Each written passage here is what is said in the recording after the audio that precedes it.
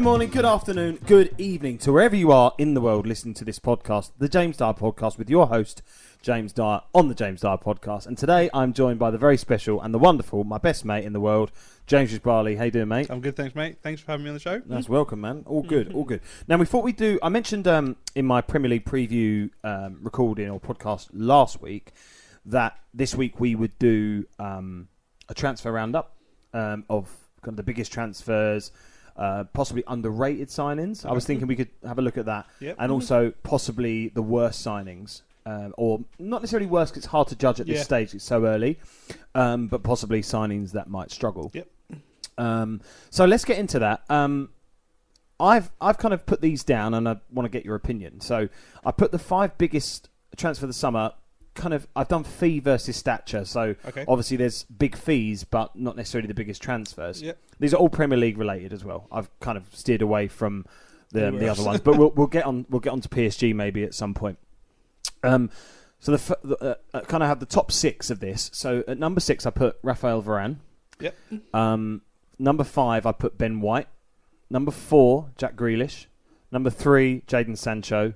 2, Lukaku, and number 1, Ronaldo. Obviously. But that's not an order. I just kind of did a 6 that I could think of off the top of my head. Definitely. Out of those 6, then, or unless you've got another one that you can think of, out of those 6. Who do you think is kind of the biggest transfer? And when I say the biggest, I don't mean financially. I mean in terms of what they're going to offer their team. What do you, of those 6? I mean, do you have an opinion on them? So I'm probably slightly biased here, as a United fan. Never. But I think the Ronaldo deal is, I mean, it's huge, isn't it? Yeah, it's huge. It's and massive. You know what it is about the Ronaldo transfer as well? Is when he was linked to Man City, even as an Arsenal fan, I was kind of like, oh, it kind of kills that. You know that feeling about football that, you know, you should get that kind of like... nostalgia and that kind of love. You feel, it was kind of like the last player that you felt, if he goes to City, loyalty's dead. Yeah, it's gone, definitely. It's finished, we might as well just go home. Yeah. I think we all, as football fans, we all kind of know that loyalty doesn't exist with players. We know it doesn't really exist. But I do feel like... Especially with Ronaldo, he's motivated by winning, isn't he? So... Yeah, I suppose if he was going to go to City, or if he did go to City, he would have won something. 100%. Yeah. No, you're right. Yeah. Going to United is probably a different challenge, but I remember getting, you were saying about him going to City. I remember getting a text on the Wednesday or Thursday night before it happened when, George Mendes is meeting with City, and my cousin texted me and said, Ronaldo's going to City. And my response was, he would never go City. Were you genuinely worried at that point? No. Oh, really? No. Oh, so you were really confident? I was confident that... Did you think... Okay, so... I didn't think he was going to come United. Okay, yeah. But I knew he wouldn't go City. I knew he wouldn't go City. Wow. I just think... You got his digits, yeah? Yeah, we talk all the time. But for me, it was Alex Ferguson. That's why. You think that swung it? Had Alex Ferguson maybe not been around... Okay. Maybe he would have gone. Oh, really? So you think his loyalty was so deep with Sir Alex? Yeah. That it's going to sound morbid, but whilst Sir Alex is still alive, there was something about the thought of going to City that would have really upset. He is Manchester United, isn't he? Oh, Alex Ferguson. Yeah. But then in a way, I guess Ronaldo, the way I was kind of sort of describing him there with kind of that kind of last breath of loyalty that we have in football, if there is any at all. I guess Ronaldo is kind of made in Manchester, isn't he? At the end of the day, I mean... 17-year-old, 18-year-old when he turned up? I know, yeah. His hair was all over the place, his teeth were all over the gap. His language was all over the gap. I saw that brilliant interview that Gary Neville and Ronaldo did. I can't remember what game he played in, but I think he got man of the match or something.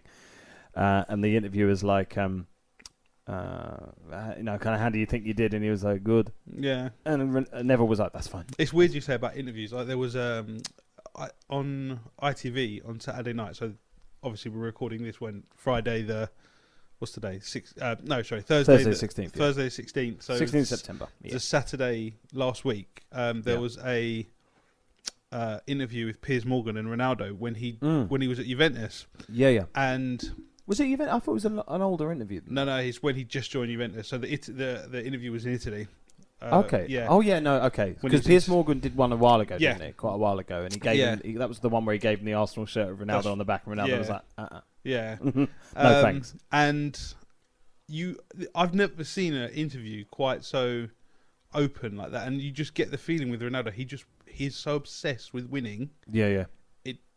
Like that's all that matters to him, and And I guess okay. So taking what you just said, and I hear what you're saying. So taking what you said and a kind of segue back into what we were talking about, because he is so obsessed with winning, and he is other than Messi, he's the most decorated footballer of our generation, maybe of all time. Yeah. Up there with them. Does he overnight turn Manchester United into title challengers or winners, or where do you sit on this? I think when the whole Ronaldo going City happened, obviously United had to do something, and I think they jumped in there and that look at who we've bought this summer. So you're going to touch on a little bit, Rafael Varane, Jadon Sancho. So we've plugged the hole at centre back, which was our Achilles heel last year, and we'll come back to it later on. But obviously we saw last night, on Tuesday night with Lindelof, the impact that. Yeah. Anyway, Jadon Sancho, 22-year-old right winger, plugged another hole. And massively upgraded there, haven't you? I think Ronaldo's looked at this and been like, you know what, with those signings, and add me into the pot. If they get the tactics right, Manchester United should, with that squad, should clean up everything. Really, with that squad, you think? Yeah. And do you think that, or do you think that's what Ronaldo and the other guys think? Because I want to know what you think. Like, do you look at Manchester United right now and think, "Yep, we're title challengers. In fact, we should be winning everything. There's no excuse." Yeah, I do. Really, I do. But okay, and I think I've spoken about this on there a few is of your another podcasts. variable, isn't there? There is a variable, and I hate to say it, but it's Ole Gunnar Solskjaer. I don't think he's the Is man. it just Ole? Because you know what? I don't think he can make those really ruthless decisions. Like, he took Fernandes and Ronaldo off on Tuesday. Stupid decisions. He took off Fernandes and left Fred on. Like, and you're 1-1. Come on, man. Even against young boys with 10 men, with the players on the pitch, we should have gone for that game. It's unacceptable. Well, I tell you what. Let's not. Let's not talk about the young boys game too much, because we are going to talk about it. So moving away from Ronaldo, so just to sum up then, I mean, I think we both agree, in the Premier League anyway, that is the biggest transfer of the window. 100%. Okay, in terms of impact though, I wanted to ask you a question. We touched on Varane slightly. Do you think Lukaku has a bigger impact on Chelsea, or do you think Varane has... I don't know why I said that. I don't know why I said Varane. I think that's how they say it. Yeah. I think that's the commentator. I know, ginger white guy talking like he's Spanish. Anyway, Lukaku or Varane, do you think Lukaku has a bigger impact on Chelsea because Timo Werner are not scoring enough last season? I know they won the Champions League, which is insane, and credit to Chelsea where it's due. But they did that without a recognised striker. And this is it. So does Lukaku immediately elevate Chelsea? Not from. I mean, look, they're already up there because they're European winners or European Champions League winners. But does he put them into the echelons of like they should win the title? 100%. Yeah. I think Lukaku is the bigger impact player. Okay. Because on an individual club, I guess. Okay. Just on comparison, you look at Lukaku at United. He was overweight. Wasn't playing great. No. He went to and Italy. he got a lot of some of it unfair. Yeah, definitely, didn't he? United. He's gone to Italy and he's got himself a nutritionist. He's got himself a chef, nutritionist, like all of that, and he looks like a different player. He does look like a beast, doesn't he? And that is one of the teams that I do not want to face this year. No, and I think Lukaku makes Chelsea title favourites this year. Title favourites. Okay. Yeah, do you know what? And I only say that because City missed out on a striker. Yeah, I think you're right. I think if City had signed a Kane, a Ronaldo, a Haaland even, that probably puts City back in the driving seat. But with Lukaku, I see that. So moving on to... there's three in the middle then that I wanted to talk about. So we've kind of touched on him already, but Jadon Sancho, he hasn't had a great start. No. Are you concerned, or are you just, look, he's young still, he's feeling his way into the league, he's got bags of potential, we just need to be patient? And also, that part of the question, and I guess the other part of the question is your opinion on, back to the tactics thing, are people like Sancho, like Ronaldo, going to struggle in that Man United team because of the way that you guys play? I think so. I mean, Sancho's got bags of talent. We've seen it. Yeah. The Bundesliga is the closest comparison to the Prem in Europe, and he got a bag load of goals and a bag load of assists. But yeah, I think it's just going to take him a little bit of time to bed in. Give him half a dozen games and he'll be fine. Okay. I think so. Mm-hmm. I think once he gets a relationship going with the boys there and stuff like that, he'll be absolutely fine. Yeah. Do you know what? I hear that. I think look, with Sancho, he clearly has great talent. Yeah.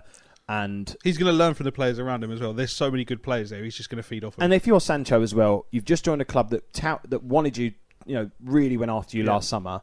Finally got the deal over the line, and in the same window you're brought in, one of the best players in the world that played in your position 10 years ago, whatever, or 15 years ago, whatever, is playing alongside you. You're going to learn, aren't you? You're going to get better. You're going to improve. So who has a better season, Jack Grealish or Jadon Sancho? Jack Grealish. And this is going to be an unpopular opinion. Okay. But I think Jack Grealish is overrated. Ooh. Only reason I say this is he was... James throwing smoke at the City fans. He's a very good flavour. Very good player, sorry. They're going to come for you for that. Yeah, very good player. Yeah. But he was a big fish in a small pond at Aston Villa. I agree with that statement. He is now gone to City where he is a small fish in an ocean. Yeah. I think City missed a trick. They needed Kane more than they needed Grealish. I agree with that. Yeah, I agree with that. I think most fans would agree that that what they should have done in reality is signed Kane or a striker, a recognised striker. Yeah. Whether that's Haaland, whether that's Mbappe, whether that's Kane, whether that's Lewandowski. Yeah, it's just. But they needed Grealish. A striker. They did not need Grealish. Is there an argument though with City that they've got so many goals all over the pitch? And Grealish only really improves that stat. But actually, do they need a striker? I did it again. Ferran Torres, Jack Grealish, Bernardo Silva, Raheem Sterling, Gabriel Jesus, Kevin De Bruyne, Riyad Mahrez, Phil Foden when he's back from injury. It's mental. Yeah, it's crazy. And how do you keep all those players happy? That's 8 players we've mentioned there. I mean, if they all get 10 goals, and Gundogan, if let's say they all get 8 to 10 goals, we're talking about over 70 goals, up to 80, 90 goals from midfielders. So, that's enough. I think where City will struggle, and the first game of the season was Tottenham City. Man City were found out by Tottenham, and because they just shut them out. You pack the midfield and you shut off that threat. Yeah, you play deep. You play. City on the will counter. win games. They will get close to winning the title, but I think they'll just miss out because they haven't got a recognised striker. Okay. Yeah. No. Do you know what? I agree, and I think Grealish does improve them longer term. The other thing about Grealish, I don't know about you, and this is probably a bit of an unpopular thing as well, but he's not actually as young as people think. No. Like I think with Grealish, people kind of assume he's like 21, 22, like a Phil Foden. He's 25. Yeah. I think he's 25. The reason he cost 100 million is because he had an okay Euros, and because of the hype around him. Yeah. And he's English. He's got something about him, isn't he? Yeah. He's got a bit of star quality. Yeah. Both on the pitch and off the pitch. It's almost like looking at like a David Beckham, isn't it? Like he is a bit Beckham-esque, isn't he? Yeah. He is a bit Beckham-esque. And he is a very good player. Yeah. It's not what City needed. No, I agree. Okay. There's one more player in that list of 6, and we've spent ages talking about it. It was really good. There's one more player that I wanted to bring up in that list. Not because I think he's of the standard of the other ones we've talked about, but because of the cost. Arsenal's new signing, Ben White, 50 million quid, more expensive than Varane, costs half of Grealish, half of Lukaku, 2/3 of the Sancho fee, costs more than Cristiano Ronaldo, would you believe?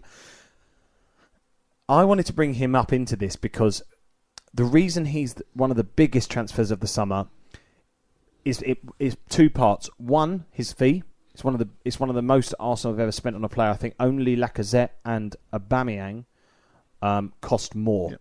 And Pepe.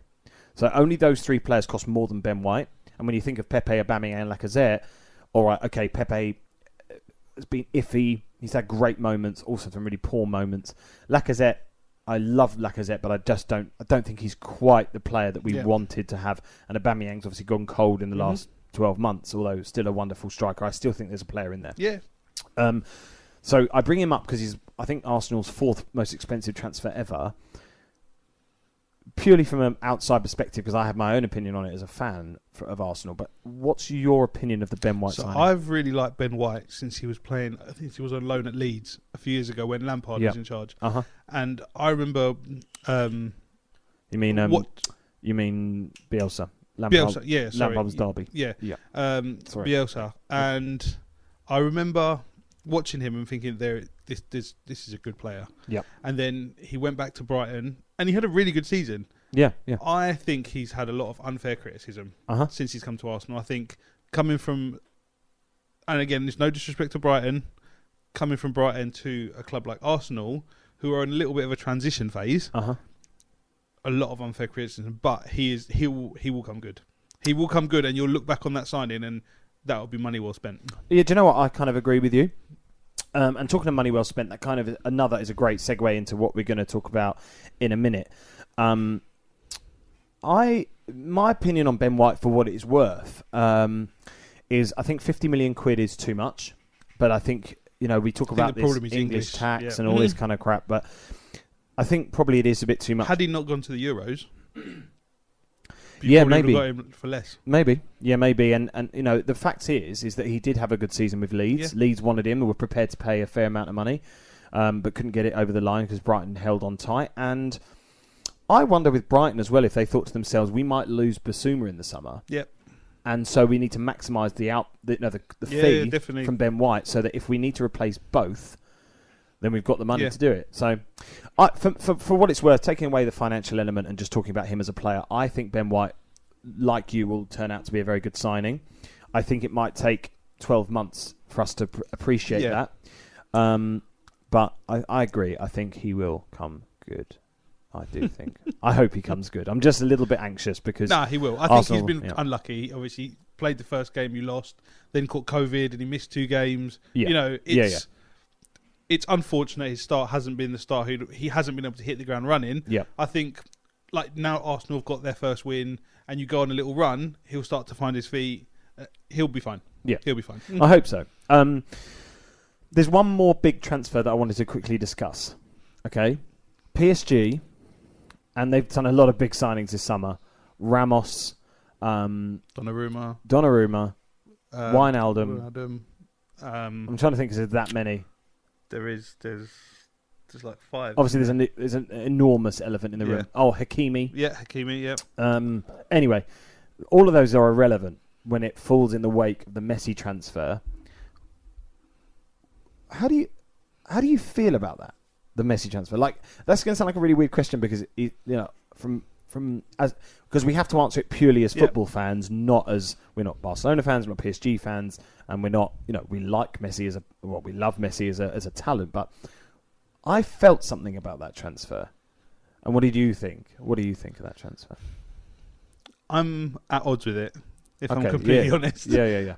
On one side, I'm like, how is it financially acceptable for, and I know they signed them all on a free and all sorts, other than Hakimi, the wages they're paying these guys are just, I dread to think, just horrendous. I haven't looked it up. I think the whole fiasco at Barcelona about Messi leaving is a shambles in itself. Yeah. And to be fair to PSG and Messi, it's all Barcelona's fault. Yeah, it's all Barcelona's fault. But that's the facts. I am. What's the word I'm looking for? I am interested to see how it pans out for him in the French league, because like you say, Messi is a very good player. He's fantastic. He's won absolutely everything. Can he do it in France? Yeah, I think he can. Yeah, I wouldn't want to play anyone on FIFA who's PSG. Put it that way. No. But I wouldn't either. But the other side of it is, when you have someone like Messi and you've got really big personalities like Neymar, you've got Mbappe. Yeah. Like, how do you keep them all happy? And I think this is the thing. Like, how do you keep them all happy? And then the focus turns onto Pochettino, who, let's be honest, he, for me, is a little bit like Jack Grealish in a management sense. Like, Pochettino's young, talented manager, but not as good as people think. No. He's got nothing to show for it. Before he joined PSG, he's won nothing. Yeah, and now he's got he's gone from managing Ndombele. No, he didn't manage Ndombele. That was Mourinho. Yeah. He's gone from managing people Dele like Alli.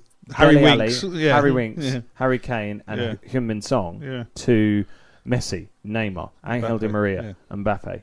You know, like it's crazy. It's mental. Yeah, like Sergio Ramos, like all these really big personalities. And people that are, like the facts are, you know, in a really weird way, are more experienced than Pochettino because they've won more. Yeah. And not just in terms of, you know, I don't know exactly what Pochettino has won in his playing career, but it certainly isn't as much as Ramos. It certainly isn't as much as Lionel Messi.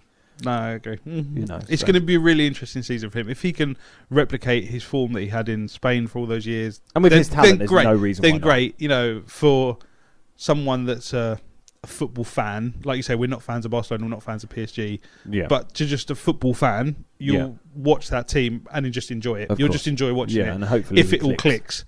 Yeah. Will it click? I don't know.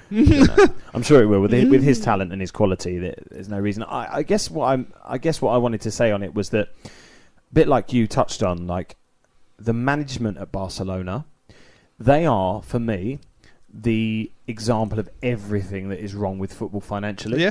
They've overspent. They've spent on crap. They've elevated the market financially so that shit players cost too much money and the best players cost, the best players then cost money that only a City, only a PSG can afford. And it's clubs like Barcelona and the way they've been run, and it's not the fans' fault. Like, let's be clear, like any Barcelona fans that ever listen to this, like this is not on them. And in fact, if anything, they have been so severely let down. But for me, I mean, I have to be honest, I really dislike Barcelona anyway, as a club for the 2006 Champions League final mainly, and also the Van Persie red card in 2011, I think it was, or 2000, whenever. But you know, I just feel that they are. For me, they are everything that is wrong with football. Yeah. They've overspent and all this kind of stuff. But anyway, moving on swiftly. So I wanted to ask you about, we won't spend too long on this one, but I wanted to ask you about most underrated signing, right? So signings that kind of have gone under the radar a little bit. Yep. That obviously, you know, this summer has been a mental window with Messi and Ronaldo and Sancho and Lukaku and Varane and all these kind of players, right? And there are some signings that have kind of slipped under the radar. And I wanted to bring 5 or 6 to your attention and kind of you give your opinion on who out of these guys might prove to be the sort of the kind of honourable mention for signing of the season. So I put Lokonga / Ramsdale at Arsenal. I put Konate at Liverpool. I know he was quite a lot of money, but you know they've already got Van Dijk and Matip and Gomez, so I put him in there. Panson Daka for Leicester. I thought it'd be an interesting shout. Danny Ings for Aston Villa, and Sal Niguez for Chelsea on loan. I think they got an option or an obligation to buy or something like that. So of those 5 or 6, obviously Lokonga and Ramsdale, I kind of put a slash there. But of those, or are there any that you think of that you think that one? That's a great signing. That's outside the box. I think Danny Ings is a stroke of genius. So they sold Grealish, who I think, I don't know the stat, but I think he contributed or assisted to 99.9% of all Aston Villa's goals last year. Literally. So to spend, I think they spent like 20 million on Danny Ings. So they just got 100 million from the Grealish deal and then go and spend 20 million on Ings. Yeah. Who 100% is going to get them at least 15 goals this year. Yeah. At least. Minimum. So I think he's a very underrated signing. And I think, like you say, because of all the other big ones, that he's just gone under a bit under the radar. Yeah. Because there's a shout that City could have gone for Danny Ings. Yeah. Like United could have gone for Danny Ings. Yeah, like if Danny Ings stays fit, he bags, in that City team, he bags 25, 30 goals. Like, genuinely. I think he scored 20 last season for Southampton. That's what I'm saying. I think at least so 20. You stick him in City's team, you know, and with City in City's team, he wouldn't even have to run that much. No. So in that way, might save him injury. Yeah. You know, but Lokonga looks like a really good signing. Okay. Really like good signing. I've only seen like bits of him from like the highlights and stuff, but from what I've seen of him, looks like a really good player, and I'm shocked that he hasn't started more games. If I'm honest. Yeah, I mean, I was really surprised when he didn't start the season. Yeah. He's like been our best player so far this season. I know it's only been like 4 games, but he's definitely been one of our best players this season so far. Ramsdale, I'm still on the fence with Ramsdale. Yeah, I was being a bit cheeky by putting that in. Yeah, I just quite like the kid. Yeah, I'm a bit on the fence with him. I think he's obviously got talent. Yeah. But likewise, you still have a really good keeper in Leno, and I'm more shocked you let Emiliano Martinez go. Oh, God, This season before. Oh, so painful memory. Yeah, again, he's probably another one that's penciled in for the future. He's still young, isn't he? Yeah, So, yeah. Okay, so I'm kind of with you. I think Danny Ings. Yeah, Danny Ings. I think out of all of them, I think Patson Daka has a potential with Leicester. Until you said that, I didn't even know who he was. He played for, I think it was RB Salzburg. Was it RB Salzburg? Or maybe Leipzig? Yeah. I can't remember. One of them. No, RB Salzburg. I'm sure it was RB Salzburg. Rapid, really fast. Yeah. And I just feel like he's been signed to kind of replace Vardy over the next couple of years. I think that's what that is. I think he'll be a good signing. Yeah. But again, I kind of agree with you on the Ramsdale thing, and I think the same with Patson Daka. I think he'll be good in 12 to 18 months. Yeah. I think he'll come good, provided he can kind of get the form in the league. Quick mention for Sam Neguez, because he's clearly a talented player. He's had a couple of seasons that he's not been great. Off the boil, yeah. Yeah. And I think United were interested in him in the summer, and he would have been perfect for United's midfield. But it wasn't to be. Gone to Chelsea. And when you consider the options that Chelsea have got, in spite of their amazing squad, in central midfield, they've really only got Jorginho, Kante, who has been quite injury prone over the last couple of seasons, and Kovacic. Yeah. So actually, the Neguez signing is genius. Yeah, it is. You know, because and I think their option to sign him is something like 30 mil, which... If he does well, it's nothing for the Premier nothing, League. Yeah, it's nothing. That's so true. That is so true, mate. That's so true. Okay, so we've touched on the kind of biggest transfers, and we touched on possibly kind of like future stars or underrated signing of the summer. I wanted to throw at you the worst signings. Now, some of these might be a little bit controversial. Okay. At 5, and I know he's not strictly to the Premier League. Yep. Well, he's not to the Premier League, but he left the Premier League. And I mention it because you mentioned about City needed a striker. Yeah. I put Aguero in at 5. Okay. Yep. Now I'm going to upset you now because I've put Sancho in at 4. Yep. Okay. Now hear me out. I've put here worst signings or signings that may struggle. Right. I don't think Sancho is one of the worst signings. Clearly, he's not in the top 5 worst signings. No. But I do think, having seen him over the last few weeks, and whether it's a combination of tactics or nerves or being slightly overwhelmed by what's around him or whatever it might be, because the thing is about Sancho, right? It is difficult to pin down exactly what he is because he's not rapid. He's not a Dan James pace. No. He's got far more technical ability than a Dan James, but he's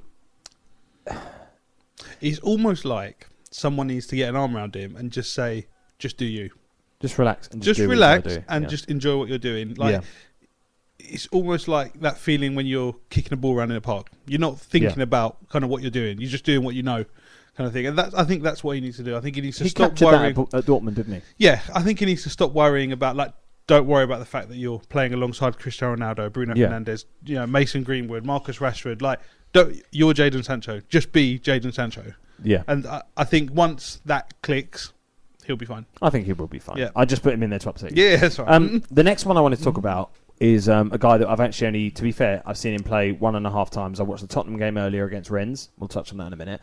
But I watched him against Palace at the weekend, which is a wonderful watch to see Zaha ripped to shreds Emerson Royal or Royale, whatever. I think coming from Barcelona in Spain, coming up against people like Zaha, coming up against people like, I don't know, let's say like a Sancho or a Rashford or who else is great on the wing, even like people like Andros Townsend for Everton and people like that. I think he's going to struggle, you know. Yeah, I mean the deal itself baffled me because Barca signed him and they sold him within 6 months of signing him. So it's almost like, you have to question. why were you not good enough for Barca? Especially within 6 months. Yeah. Like, so, you have to question, like, maybe the agent is something dodgy going on there or financially. Or maybe, obviously Barcelona got so many money worries that they just had to get rid of somebody. Yeah. And it was either him or Dest, and it was him. So, I think he could be one of the worst ones. Having seen him twice. That's not fair. Unless something... It's still early doors. Miraculous happens. Yeah. The second one, right, and I only put this on, not because I mean, personally, I don't rate him as a speed merchant, right? And he's your old player, Dan James. And I've put it in one of the worst signings because I think 25, 30 million for Dan James, I think it's 30 million quid. 30 million quid. Is absolutely ludicrous. It's outrageous. And I know I'm sitting here as an Arsenal fan and we spent 50 million quid on Ben White, right? 30 million on Dan James is mental. Yeah, I completely agree. Like, Ben White, he is proven. He's a good player. He's a good player in the Premier League. Like, let's not have it any other way. He is a good Premiership player. Yeah. Dan James has done nothing. Yeah. And I'm a United fan, and whenever I saw Dan James starting a game, I almost sort of, head in hands moment. Not him because, again. like you say, he's a speed merchant. All he's going to do is run at people. He's got no end product. Yeah. I think he scored a couple of goals in his time at United. Yeah. Like, really? He had a little hot streak. Do you remember when he first signed? And I think that's he was just feeding off that energy. The energy. I've signed for United. I'm his kid. Yeah. Yeah. Didn't work out at United. I don't really rate him, if I'm honest. I mean, how you got 30 million quid I think he will do well for Leeds. I think he will do well for Leeds. The only thing because of how they play. Yeah, but then you say that, but they're a ball playing, high intensity, high press. All right, he might have the energy for the high intensity and the high press, but he's not a ball player. No, he's a counter attack player. And Leeds, unless I'm going mental, Leeds don't really play on. I mean, they can. They've got pace and power, and I've seen them when Arsenal beat them at the Emirates last season. I think it was 4-2 or something. They've got pace and power on the counter attack, but he's shit going forward, like attacking. If anything, you need to put him at right he's back. Shit. You need to put him at right back and have a really good right back that's got pace that can bring a team out. But in terms of being a right winger, if that's what he's meant to be, it's not for me. Nah, mate. Worst signing of the summer, right? And you may disagree. Maybe you do agree. The worst signing of the summer. Drum roll, ladies and gentlemen. Right? We've spoken about Aguero going to Barcelona and how Man City would have needed a striker and they've let him go. We spoke about how Sancho might struggle. We've spoken about Emerson Royal getting royally pumped by Wilfried Zaha. We've talked about £30 million on Dan James, who, let's be honest, is like a hamster. He's just like a running hamster. You could put him in a ball and he would run around lots, but there'd be nothing come out of it. But the worst signing for me is the new deal for Granit Xhaka. So I've had lots of conversations about this guy. And I remember at the Euros when he was flirting with Roma, when Mourinho went to Roma. And he was doing... Hold on. He was doing interviews let me finish. in Italian. Right? He was not flirting with Roma. He was literally bending over and massaging his own arsehole with lubricant for Roma. He was not flirting. He was doing all his interviews in Italian. Like, I think he is not... I don't know. The jury's out on him. It really is. Because the jury's been deliberating for 5 years and he's still shit. I just... Yeah. I shouldn't. I would have sold him. If I was Arsenal, I would have sold him. I would have sold him for nothing. I would have. If they were offering 13 or 15 million quid, I would have sold him all day long. And I don't look. That was a little bit disrespectful what I said a minute ago. But the facts are that Granit Xhaka. Let me just say this right. Granit Xhaka has been sent off more times for Arsenal than I can remember. Literally, than I can remember. He's made more mistakes than I can remember. I think about Burnley last season when he passed it to, I think it was Chris Wood or Ashley Barnes or whoever. I think it was Chris Wood. And that's not that. I know that's one mistake I'm picking on, but there are so many. I think back to the season under Emery when he gave away a ridiculous penalty, and there was a draw at the end. This guy should not be in an Arsenal shirt. Not even mentioning how he told the fans to F off against Palace in the 2-2 draw. They're like, oh mate, how is this guy? So for me, sorry Granit, I respect you as a guy, I understand you're a real professional and whatever, but as a player for Arsenal, no thanks. Worst signing of the summer. I just want to throw another one into the mix, and it's not a signing that's happened this summer. Okay. It's a signing that happened last summer. Right. But I'm shocked that nothing happened to him getting away from this club this year. Okay. And that's Donny van der Beek. Oh, that's a great... I didn't even think of that. Wow. Donny van der Beek. That's a great I'm a United fan. That is a great shout, mate. Donny van der Beek is an exceptional player on There's his day. There's so much talent there, isn't there? I don't know why that guy did not get a move, or no one moved heaven to high earth I mean, we're talking about Granit Xhaka here. Why in God's name did someone like Arsenal not come in for like a loan bid? Tell me about it. Or just to get that guy game time. I want to see Donny van der Beek with game time to prove Ole Gunnar Solskjaer wrong. Yeah. That Donny van der Beek should be one of the first names on that team sheet at United. Do you know what as well? Because from what I've read and listened to and heard about, Everton put in a bid or a loan bid for Donny van der Beek, and it was Ollie. Yeah. Ollie basically said, "Nope, I want to keep him." So the agent, from what I understand, this is kind of what I've read, what I've heard, is that then the agent of Donny and Donny van der Beek went to Ollie and said, "Right, okay, so I'm not going anywhere. So what's your plans for me?" And Solskjaer said, "Yep, I'm going to give you some game time this season. You're going to get more game time. I wanted to ease you in. Blah blah blah. That's fine." But we've seen already this season that he's prepared to take Donny off at the first moment, if play him at all. Exactly. Yeah, it is heartbreaking. It is heartbreaking as a United fan to see it, because I know there is talent in that guy. There were 3 players, weren't there, at Ajax, all at the same time: Donny van der Beek, Frenkie de Jong, and Matthias de Ligt. And 2 of them have gone on to do really well, and the other one, who was part of that kind of like new Dutch era, and he's just been... I'm sorry. As a person, Ollie comes across as this nice, baby-faced guy, right? And I don't want to talk about it too much because he's not my club and it's not my player, but for me, the way Ollie has treated Donny van der Beek is near on unforgivable. Oh, it's disrespectful. Yeah. It's disrespectful. Like, you listen to United Stand and... You know, I like Mark Goldbridge, he's so vocal about this. Like... The game against Young Boys, excuse my French, why the fuck are we... Yeah, Bissaka gets sent off, fine.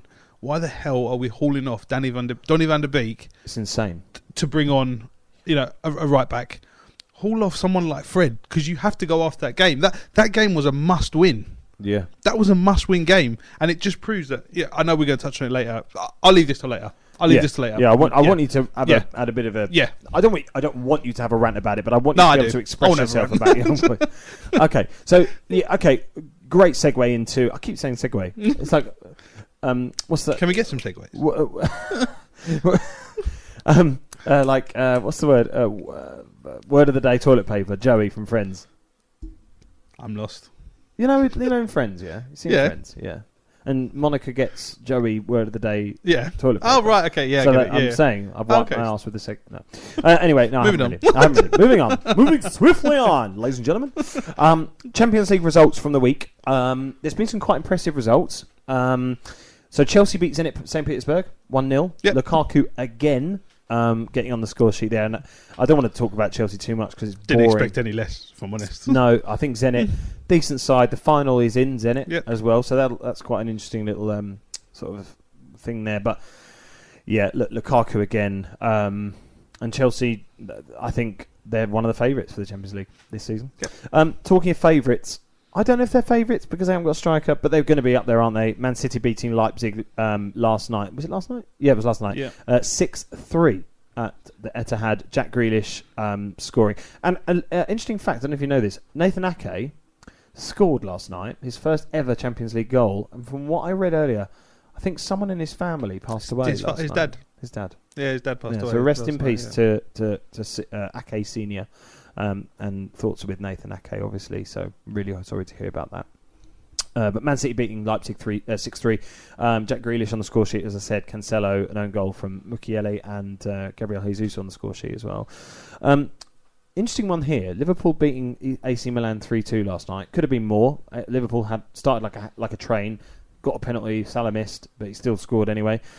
Did you know? Interesting stat. Liverpool and AC Milan have only ever met in finals before this game. Oh, really? They've never met in the group stage or anything like that. Only in finals. It shows you the elite level of those two clubs over the years. I know Liverpool, you're not a fan of them. I mean, they missed out on it for a few years, didn't they? So they probably had a... Slide dig. Sorry, so Trent Alexander-Arnold, Salah missed penalty, obviously, but then Jordan Henderson with an absolute peach. Helt of a goal, yeah, mate. It was a decent ping. Quality. It was a ping. Yeah, it was a ping. It wasn't quite Gerrard, but it was up there, wasn't it? It was like, oh yeah, beauty. It was a little bit like that last night. Yeah. Okay. So. Like the elephant in the room, isn't it? The elephant in the room, or the young boy in the room. We don't have young boys in the room, okay? Just to clarify. Mendy would be having a field day, wouldn't he?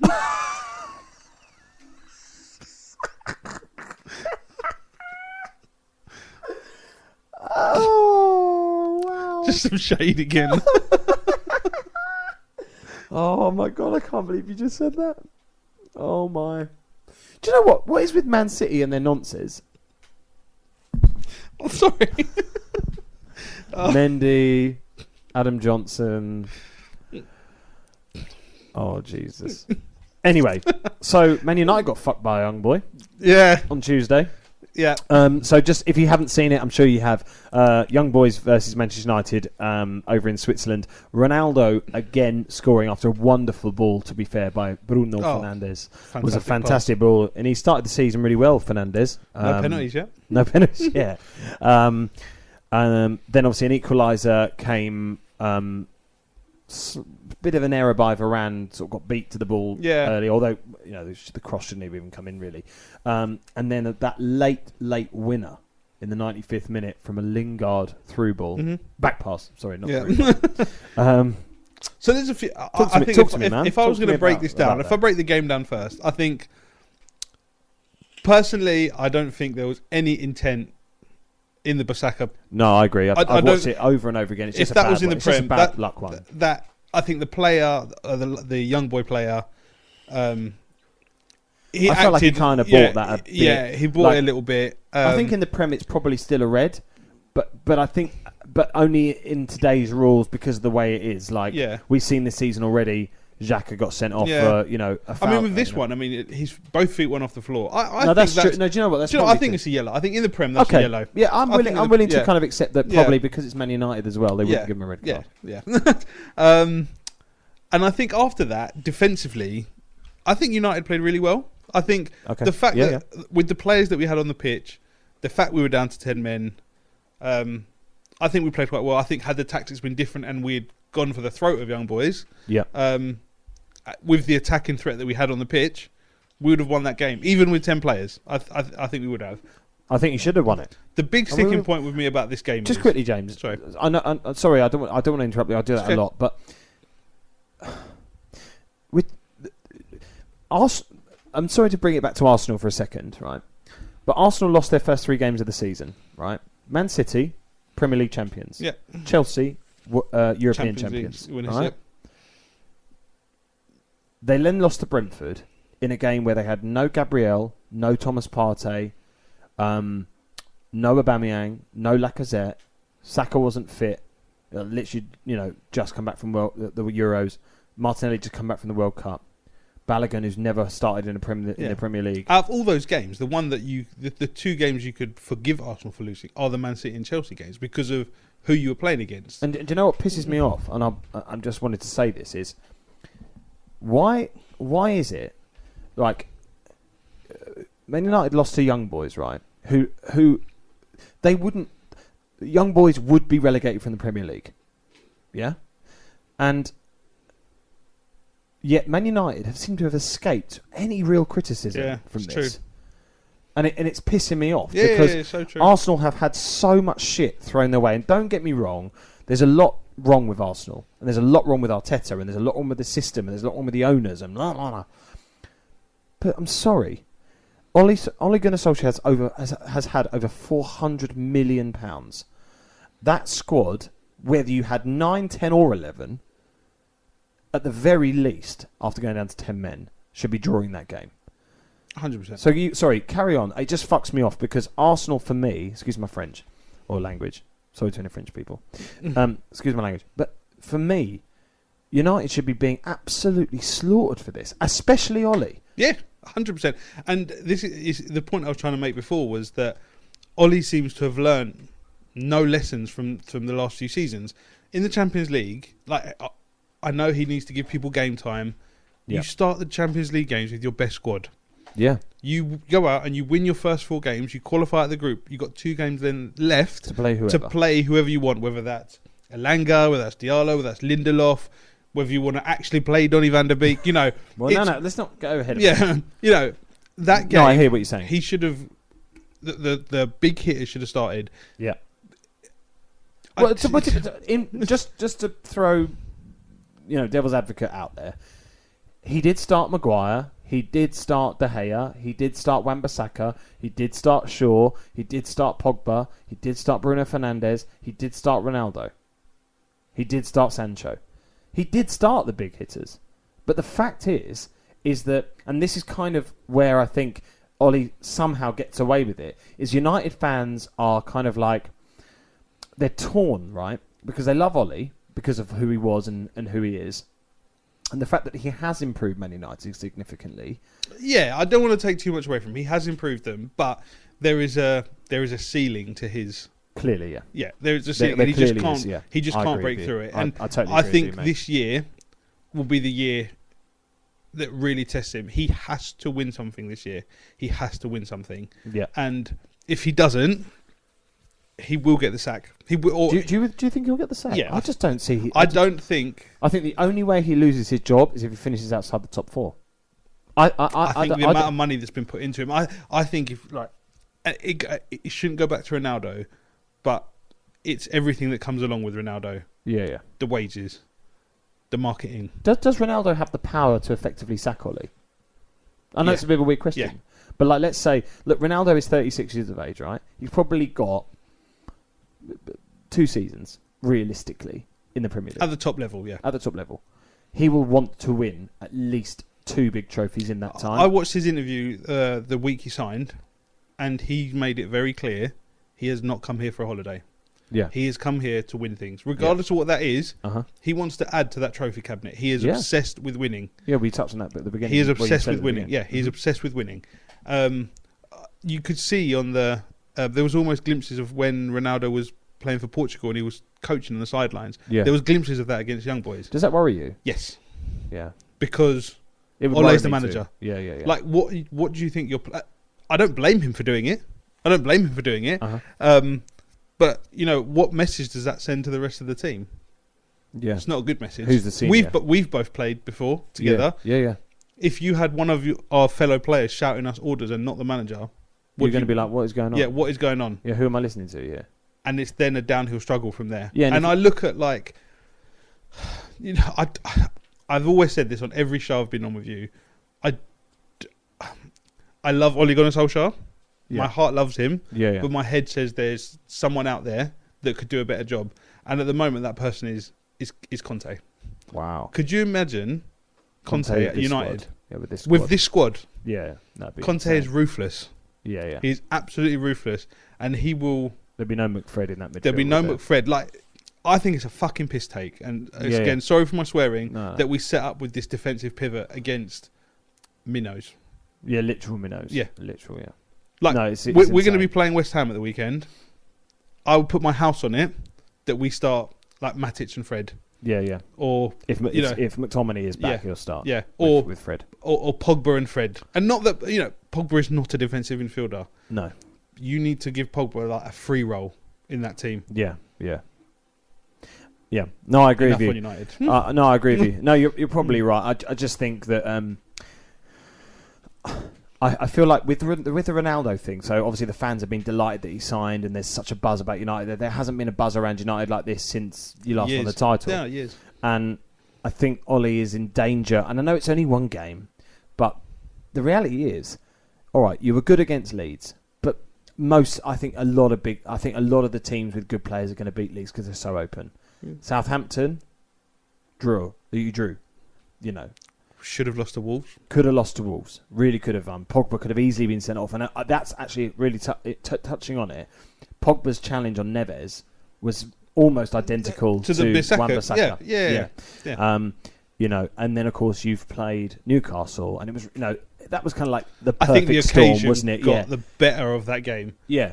I think last year without Ronaldo, you win 4-1. You just beat. Yeah, that's a good result. Yeah. That's what you should be. That at the moment where Newcastle are, you should be beating 100%. Newcastle. I mean, let's call it facts. Newcastle are in trouble. Are a team that could easily go down. Yeah, they could easily finish mid-table. Yeah. But they could also easily go down. Yeah. So look, let's move on from Manchester United because you know they should be doing better than they they should be doing better than they did on Tuesday night, and I think Solskjaer has a lot of questions to answer, but we'll see what happens. Full time in the Europa League tonight, whilst we've been recording this. So Dynamo Zagreb 0 versus West Ham, who won 2-0. Sorry, Dynamo Zagreb 0, West Ham 2.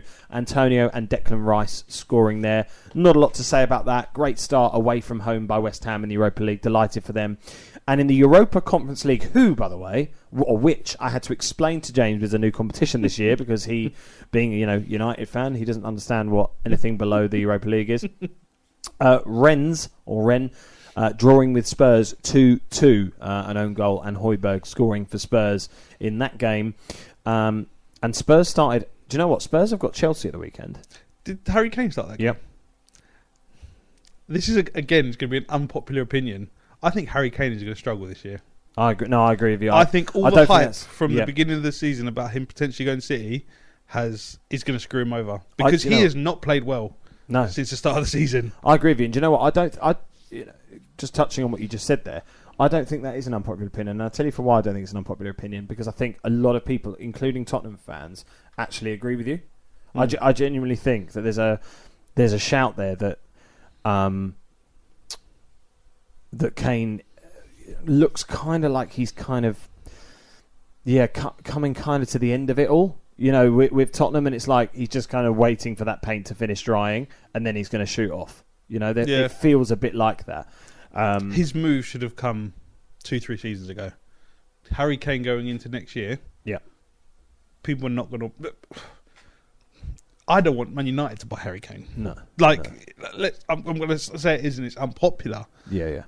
I think he's a very good player, but he's overrated. I do think he's overrated. Wow. And that it's going to be unpopular. I can see where you're looking at me. Yeah. I don't know if he's overrated. I just think that, let's be honest, he's done exceptionally well for Tottenham. He has. Come on, he has. He has. He's got nothing to show for it, though. Yeah, that's Tottenham. I think had his moment of wanting to leave, like when he threw toys out the pram before the Euros about I need to win something. City and stuff, yeah. Where was that 2-3 years ago? Yeah. But again, it's almost the same as the Vardy situation before he went to Arsenal. Yeah. He was before he was linked. Before he was linked with Arsenal. Sorry, had that move happened 2-3 seasons before, I would have got it. Yeah. But it just didn't make sense. Yeah. Next year, I don't see. He'd be 29 next year. He'd be 29, and with the likes of Haaland, Mbappe, Lewandowski's still got a few years and has already said he wants to leave. Yeah. Bayern. Yeah. Do you know what? I think you are making some interesting points. I just wonder if it's less about Kane's ability and more about Spurs. And I don't, look, I'm an Arsenal fan, I can't stand them, but the Premier League is getting more physical. Yeah. Defenders are bigger and stronger. And Kane, and don't forget Kane, I'm sure you're going to note this anyway, but Kane is injured for at least 2 months of a season every season. Yeah. You put Kane on his weaker foot or you muscle him off. Yeah. You nullify him. Yeah. Yeah. Okay. Yeah, fair enough. I have to be honest. Sorry to all Tottenham fans. Yeah. No, fuck Tottenham. So Friday night, Newcastle versus Leeds. Let's just run through the predictions quickly. Newcastle versus Leeds. Score prediction? 2-1 Leeds. 2-1 Leeds. Yeah, I was going to go. I was actually going to go with 2-0 Leeds. I can't see Newcastle scoring. The only person I only feel like is going to score at the moment for Leeds, and Mankia obviously scored against United, but is it Max? St. Maximum. St. Maximum. Yeah. He's just he is the creative one in that team. Yeah. And if anyone's going to score, it's going to be him. Mm-hmm. Yeah. And if he's not available or he's injured or whatever, they struggle. Yeah. No, I agree with you. Okay. 2-1. You're saying 2-1. I'll go with 2-1. Yeah, I think that could easily be happening. I can't see Newcastle winning that. On Saturday, we've got a 12:30 kickoff. Wolves versus Brentford. So Nuno Espirito Santo's old team coming up against the Bees.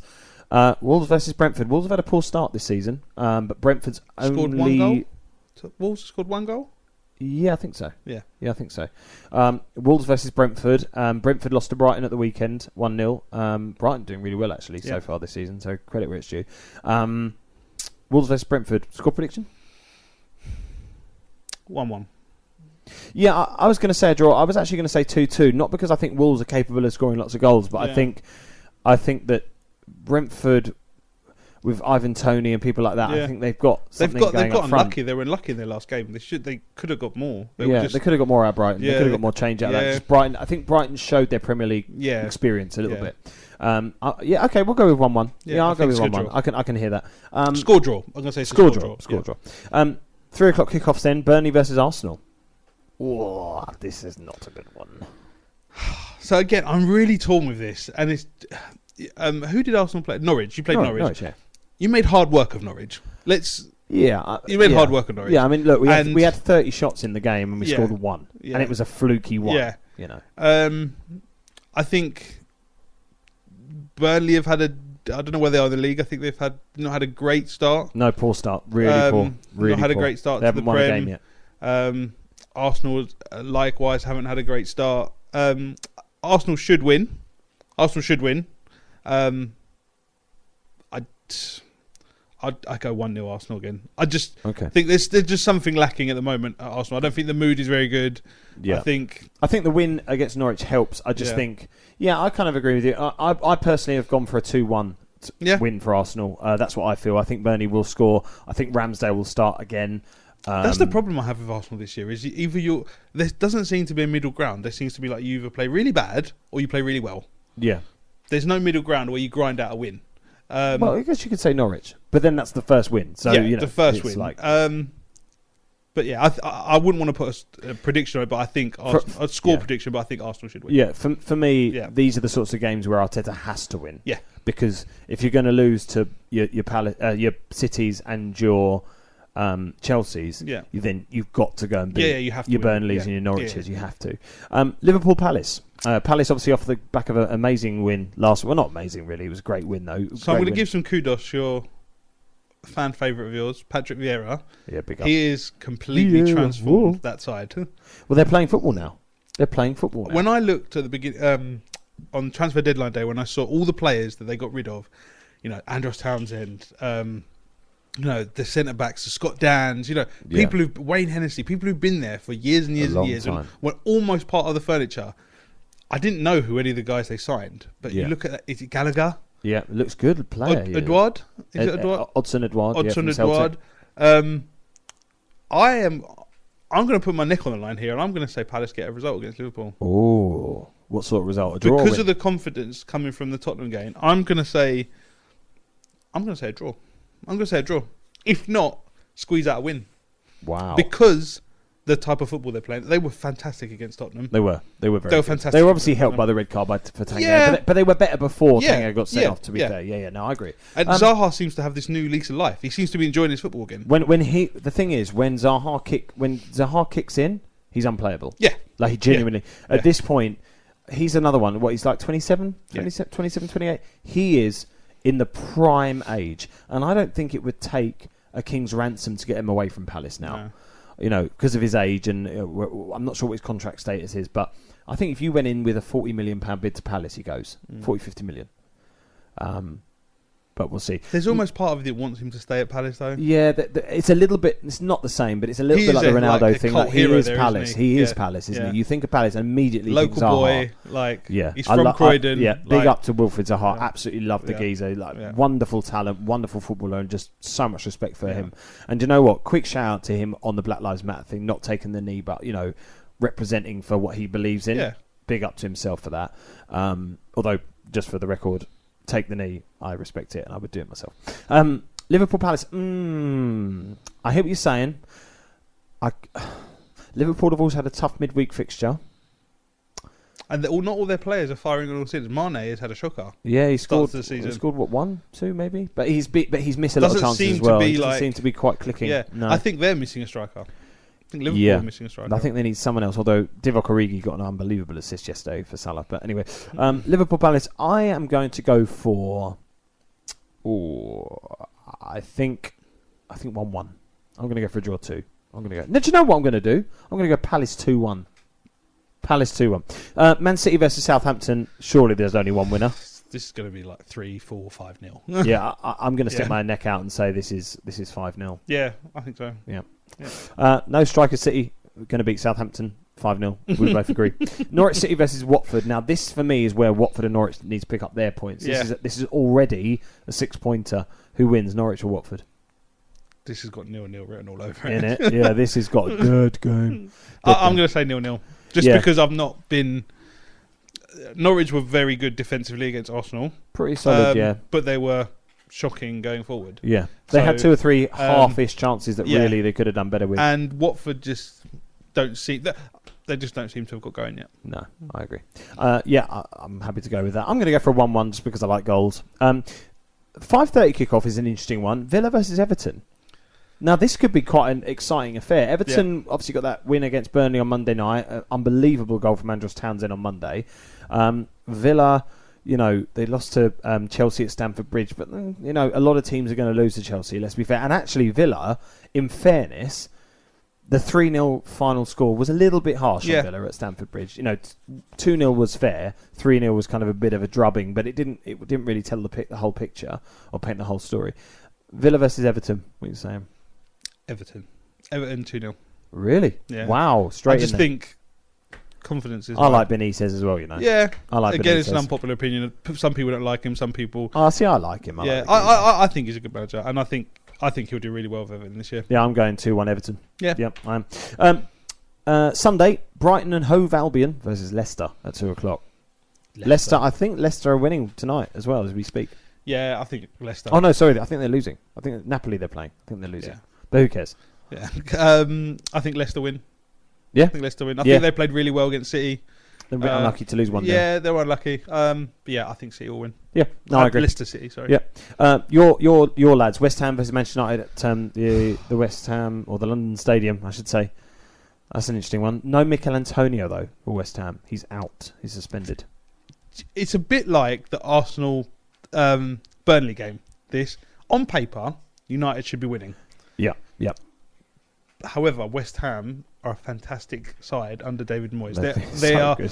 They seem so hard to play against, and they were great last season. This game is going to come down to tactics, and wow, it really is. And we've already said that Ollie does not have tactics. Yeah, so I think if we're going on paper and the sides that play, United should win, and I would probably go for a. I think we'll concede. I think it'll be 2-1. Okay. 2-1. So you go for 2-1 United. 2-1 United, but I wouldn't put it past like being like 1-1 or 2-2 or something like that. Something, an unlucky goal coming from somewhere, or a mistake coming from somewhere that would lead you to a draw. But yeah, do you know what? There's one feature of this game that I've just thought of, because originally I was actually going to go for a West Ham win, but there's one feature of this game that I didn't consider, which I now have to, and that is West Ham played today. Yeah. And they haven't played Thursday, Sunday. And that is, we've seen it with United, with Arsenal, with other teams that played in the Europa League. We saw it with Leicester last season.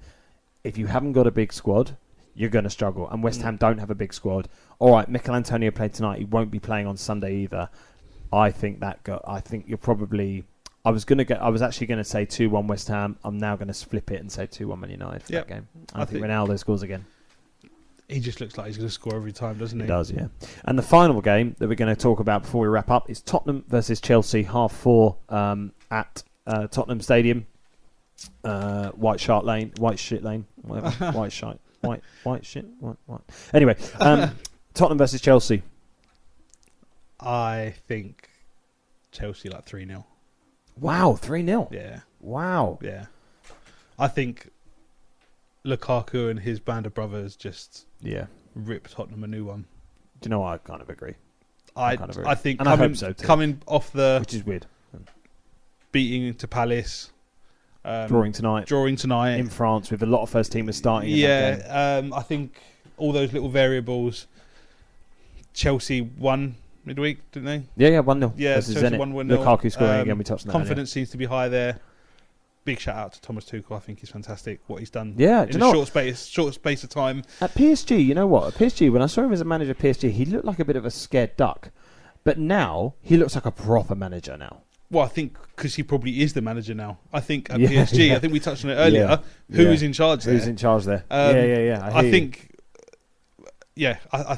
he's done fantastic at Chelsea. And I think, I'm going to say 3-0 Chelsea.